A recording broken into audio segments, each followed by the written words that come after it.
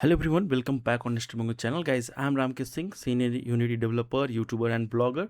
So in this video, we are going to discuss the practical overview of the design pattern. In last part, we cover almost all the design pattern and what we use in the Unity. And in today part, I'm going to share with you because I have created one prototype where I can show you that which design pattern we have used and why we have used. So basically here is our hero player and here is the obstacle and you have to jump. So you can think like red box is your obstacle and just coming we are getting collide here, so it is going to be over.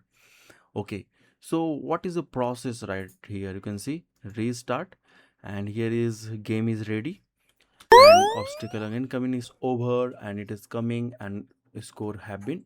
So first of all, let's talk about the red box. So you can see red box is coming. So if it is coming every time, you can see we have the player and obstacle coming.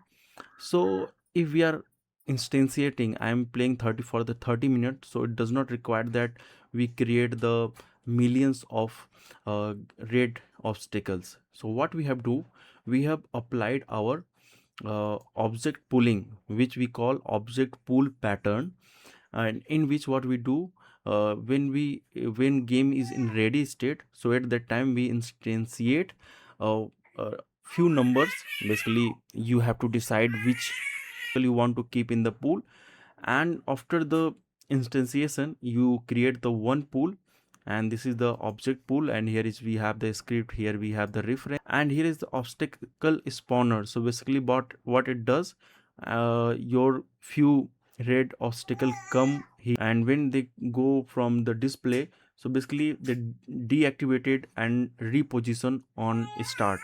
So same thing, whenever it will go there and it will come here, so that is called object pool, your design pattern. So one design pattern you have seen, that is the pool. Okay, you have to create one pool. Pool means the collection of the object, and obstacle spawner, that is one script which helping to just spawn the object. Spawn means not instantiating but just uh, allocate so that it can come on the display. So this is one design pattern, you understand. This game we have not used the singleton pattern. You know very about the singleton. What is the singleton?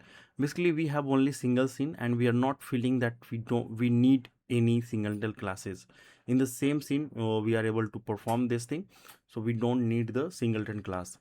And we have created one more pattern, that is the state pattern. So state pattern like game state manager. So whenever we are going to here, you will see that we have created some sandwich. So here we have created some event. Okay, it is callbacks, and then game state. Okay, and you can click the game state.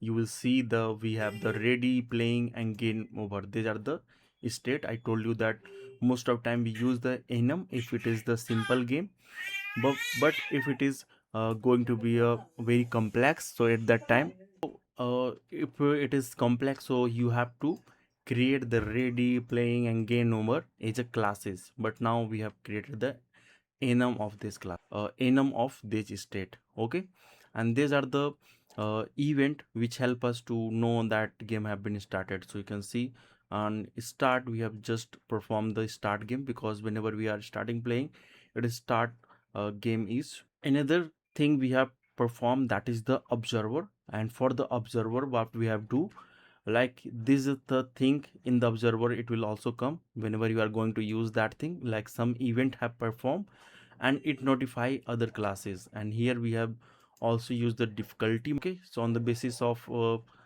this callbacks, basically what it have been, like it have subscribed to this reset difficulty.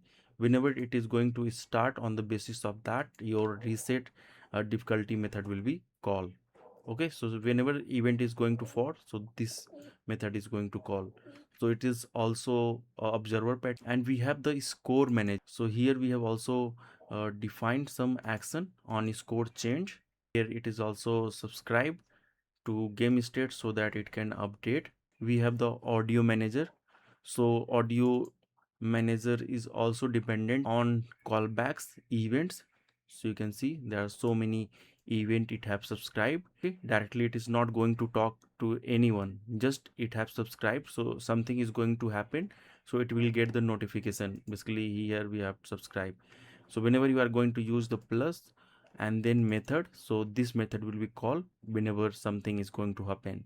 And whenever you are going to subscribe, like on enable, so you have to always disable and then unsubscribe. Otherwise there must be there may be the problem of the memory leak or some issue in your application, or sometimes it's might be crash. Then UI is also independent, like it is never going to talk other script.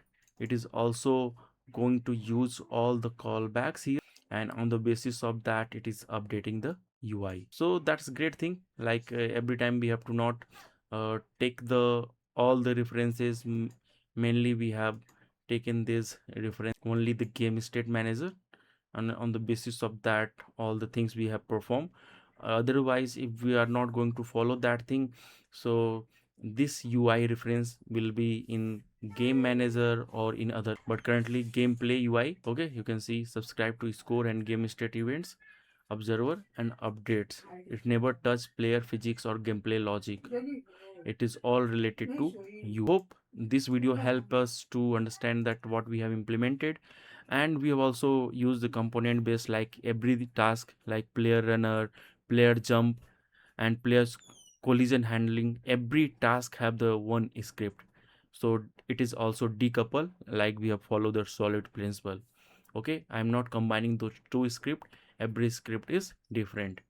Ground detector, basically it help us to detect the okay. Unity is basically component based, so everything is you will get the relate is a component. So hope this thing makes sense to you, and thank you so much for watching. If you have any questions, so please drop. In next part we are going to share few questions so that you can identify that when you have to use which pattern.